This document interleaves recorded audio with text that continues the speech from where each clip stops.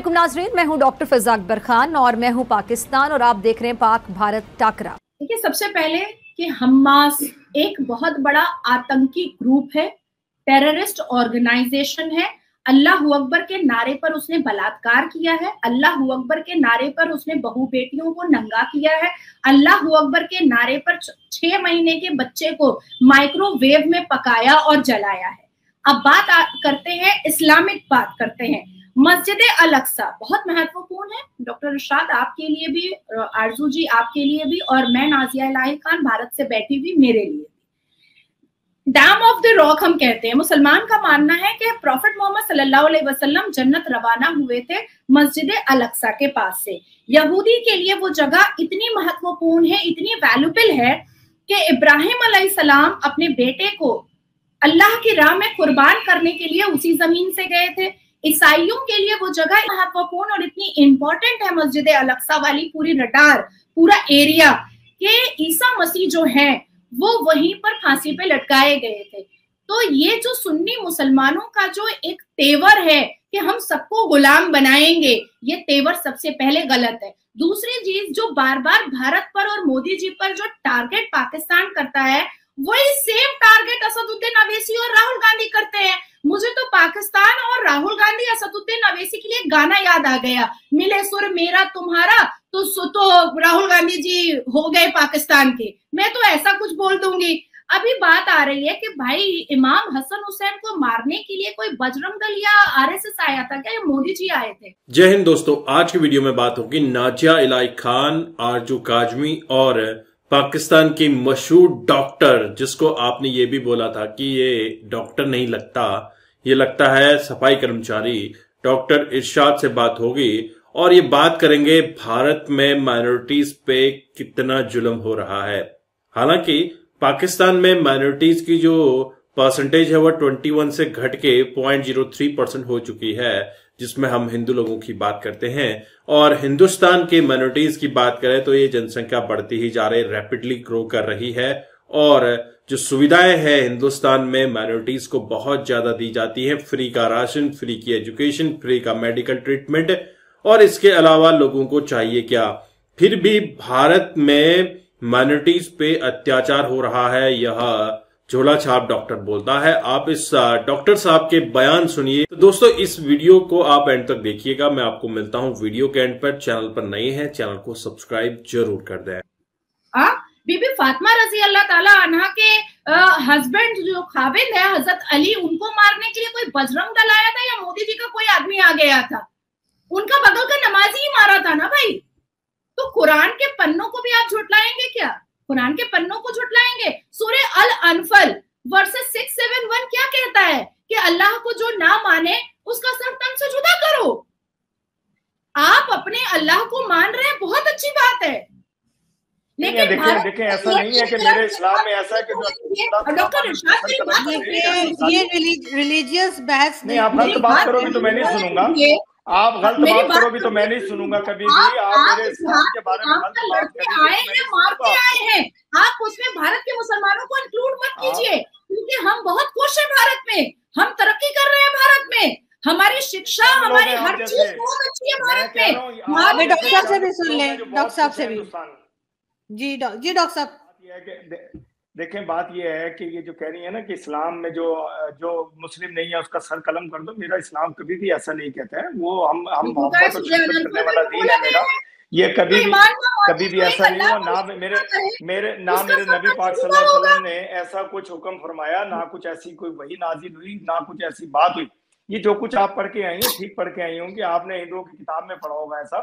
मेरे नबी पाक सल्लल्लाहु अलैहि वसल्लम तो आपको याद है, एक हमारी किताब में लिखा है, मेरे पास सुन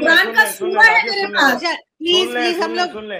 मेरे नबी पाक सल्लल्लाहु अलैहि वसल्लम तो एक कूड़ा फेंकती थी खातून, आपने वो किस्सा सुना हुआ होगा कि तो वो उसको पता करने चले गए। सर हम लोग हिंदुस्तान पाकिस्तान पे बात कर रहे हैं सर, हम रिलीजन पे बात नहीं कर रहे हैं। नाम ले कुरान पाक की, इस्लाम में ऐसा है कि कलम कर दो। एक मिनट डॉक्टर साहब हम इस्लाम पे बात नहीं कर रहे हैं, हम हिंदुस्तान पाकिस्तान पे बात कर रहे हैं। प्लीज आप दोनों हिंदुस्तान ये पाकिस्तान पे, लेकिन ये इस्लाम को बीच में ला रही है और कुरान पाक को बीच में ला रही है। हम तो मैं वही कह रहा हूँ कि मतलब थोड़ा एहतराम किया करें। सर ये तो पाकिस्तान की तरफ से कहा गया ना सर, सर पाकिस्तान की तरफ से कहा गया, सर पाकिस्तान ने कहा कि माइनॉरिटी पे जुल्म हो रहा है। सर एक सेकंड और सर ऐसे सर आपसे मैंने पूछा था, पाकिस्तान जो कह रहा है कि इंडियन माइनॉरिटी पे जुल्म हो रहा है, तो पाकिस्तान को कहाँ से दिखा? लेकिन नाजिया कहीं से कहीं लेकर के चली गई। पाकिस्तान में पाकिस्तान को नहीं दिखा, पूरी दुनिया को दिख रहा है। मुसलमान चीख रहे हैं, सिख चीख रहे हैं, सिखों को जाके कनाडा में कत्ल किया जा रहा है। क्या क्या बात कर रही है आरजू? पूरी दुनिया देख रही है माइनॉरिटी के साथ, सिर्फ मुस्लिम के साथ नहीं हो रहा है। सिख भी एक आवाज बन चुके हैं अभी तक। मुस्लिम तो बेचारे मजलूम है वहां, लेकिन सिख अपनी ताकत दिखाएंगे कि मेरे सिख भाइयों को इंशाल्लाह ना कोई दबा सका ना दबाएगा। और वो बड़े खुददार लोग हैं और बड़े ताकतवर लोग हैं, वो अजीम लोग हैं। मैं सिखों को हमेशा ये कहता हूँ, मेरी दोस्ती है सिखों के साथ बड़ी। मुझे पता है कि वो कितने जिदार हैं, किस तरह अपना हक लेना भी जानते हैं। और अब जालिम को सरकलम वो करेंगे। सरकलम जिस दिन भी क्या सिखों ने करना है अपना हक लेने के लिए, वो खालिस्तान बनाएंगे। और खालिस्तान बनने जा रहा है आपके मुल्क में, ये देखती जाइए आप। मेरी बात को नोट किया करें, मैं झूठ नहीं बोलता हूँ और मैं कभी मजाक नहीं करता हूँ। आप नाजिया आप इजी लेती हैं मुझे, मैं आप लोगों के साथ अगर डिबेट में आता हूँ, इसका मतलब ये नहीं कि आप कुछ भी बोलती जाए और मैं सुनता जाऊँ आपसे। तो जो मैं कह रहा हूँ देखिएगा, सिख क्या करेंगे, सिख अपना हक कैसे लेंगे। पूरी दुनिया में उन्होंने अपनी आवाज उठाई है, आवाज को बुलंद किया और आवाज को लोग सुन रहे हैं। यूनाइटेड नेशन सुन रहा है, अमेरिका सुन रहा है, पूरे कनाडा में पूरी तहरीक चल रही है, हिंदुस्तान में पूरी तहरीक। सर आपको कोई हल्के में नहीं ले रहा, आपको पता नहीं ऐसा क्यों लगता है कि हम आपको हल्के में ले रहे हैं? नहीं नाजिया बात करती हैं ऐसे कि जैसे देखें हिंदुस्तान में क्या सिखों के साथ ज्यादती नहीं हुई? जब ये खालिस्तान जब वो कत्ल हुआ हरदीप सिंह, तो वो क्या हुआ था हिंदुस्तान में? सिखों के घरों में छापे पड़े, उनके बच्चियों को, खवातीन को उठा करके नहीं लेकर गए। मुझे ये सिर्फ, आप वकील हैं, आप मुझे बताइए कि केस आए होंगे अदालतों में, क्या नहीं उठाया गया उनको? मुझे सिर्फ इतना सा जवाब दे दें, आपको जी नाजिया खुद से जवाब मिल जाएगा कि बात तो करने दें। जुल्म हो रहा है या नहीं हो रहा है। जी नाजिया प्लीज, नाजिया बताइए क्या है? अफजल गुरु का केस हमने देखा था सर्वोच्च न्यायपालिका में भारत में। अजमल कसब का केस देखा था हमने सर्वोच्च न्यायपालिका में। लश्कर तैयबा और यासीन मलिक आज भी दिल्ली के जेल में है और सर्वोच्च न्यायपालिका की तरफ से ये कहा गया है कि यासीन मलिक को बाहर भी उसका जवाब दें आप।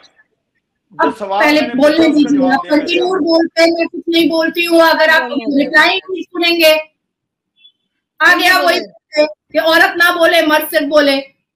अब बात ऐसी है कि पाकिस्तान में अफगानियों के ऊपर जो जुल्म हो रहा है ना, हमें भी बड़ा बुरा सवाल का जवाब दे पहले आप। बड़ा बुरा, मैंने तो केसेस बता दिए, आपको केसेस तो बताए। अब नासिर खान कादर खान बलात्कार करेगा भारत में, तो वो जेल नहीं जाएगा तो क्या माला पहनाया जाएगा उसको? उसको छोड़ें, माला पहनाया जाएगा। सिखों की बात मैंने की, आपसे सवाल किया है, आप मुझे ये बताइए कि सिखों पे जुल्म हुआ या नहीं हुआ? अफगानिस्तान को तो जुल्म पाकिस्तान कर रहा है। और अभी जो आप लोग 830 डॉलर जो ले रहे हैं अफगानियों से, उसके घर पे जो बुलडोजर चलवाए हैं, झूठ बोलना सीखा सिर्फ। शेम ऑन डॉक्टर इरशाद। इतना जुल्म बच्चों पे, अफगानी बच्चों पे, इतना सिखों पे शेम तो आप देखें, झूठ बोलना। देखिए आप मैंने एक सवाल किया बड़ा मासूमाना सा, आप पाकिस्तान में हर महीने सच बोलना आ जाए तो फिर डिबेट में आया करें आप। ऑनर किलिंग करवाते हैं आप लोग 2700, ये आपका पाकिस्तान का ह्यूमन राइट्स कमीशन बोलता है। लड़कियों की बोटियां करते हैं, की जाती है ऑनर किलिंग के नाम पर। अफगानियों को आपने खदेड़ करके कुत्तों की तरह निकाला है और अब तो और एक नया फंडा चला दिया है कि 830 डॉलर चाहिए, वो भी बैंक के द्वारा। देखिए सवाल, वो भी बैंक के द्वारा चाहिए। एक तो आप कुत्तों की तरह खदेड़ के निकाल रहे हैं बेचारों को, ऊपर से अब और आलू जवाब चना वाली बात हो गई। अच्छा मैंने आलू जी डॉक्टर जवाब, आलू का सवाल किया, चने का जवाब आया आपसे। नहीं, जवाब तो मैंने पूरा दिया है। आप उसको मानना नहीं चाहेंगे तो बात अलग है।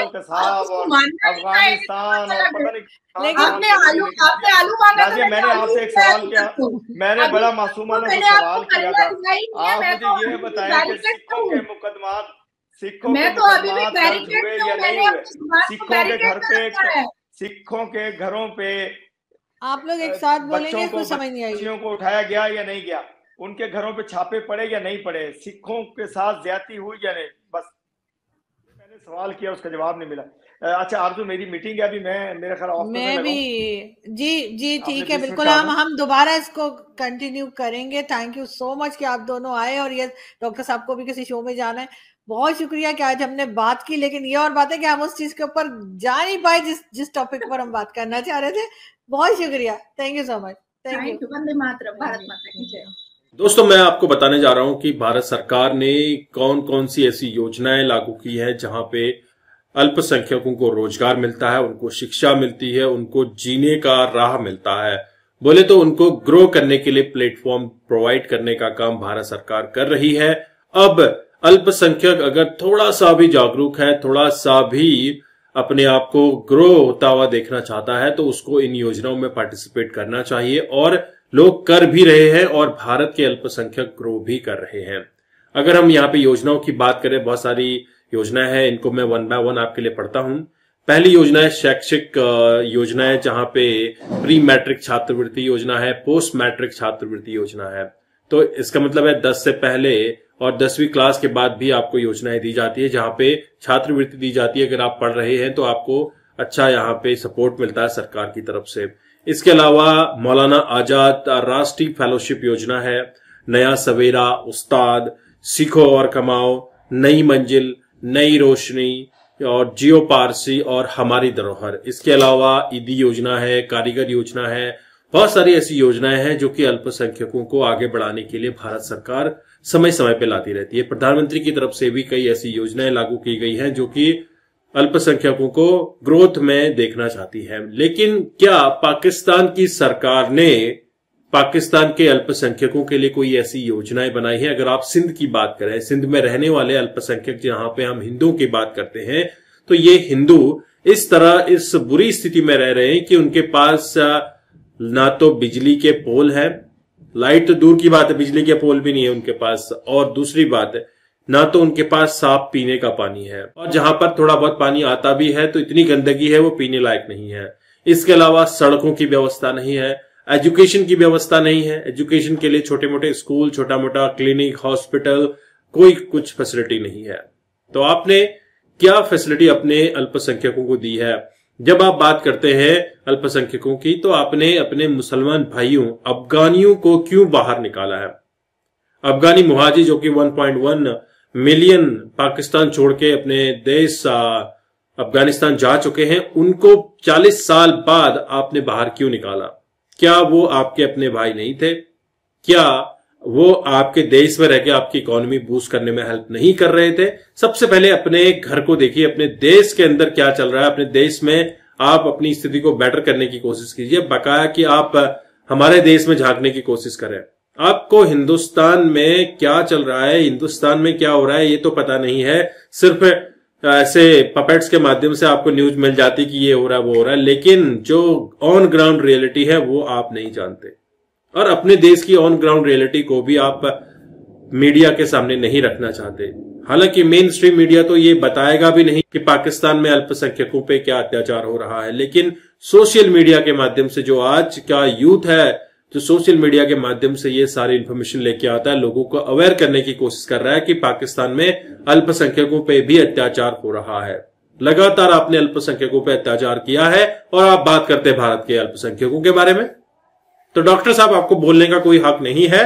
नाजिया इलाही खान ने आपके जरूर जो जूते मारे हैं, मजा आ गया, और उम्मीद करता हूं आपको ये वीडियो अच्छा लगा होगा। तो सारे व्यूअर्स को मैं थैंक्स करना चाहूंगा। साथ ही साथ मैं आपको ये भी रिक्वेस्ट करना चाहूंगा कि चैनल पर नए हैं तो चैनल को सब्सक्राइब कर दें, और वीडियो को जरूर आप लाइक करें।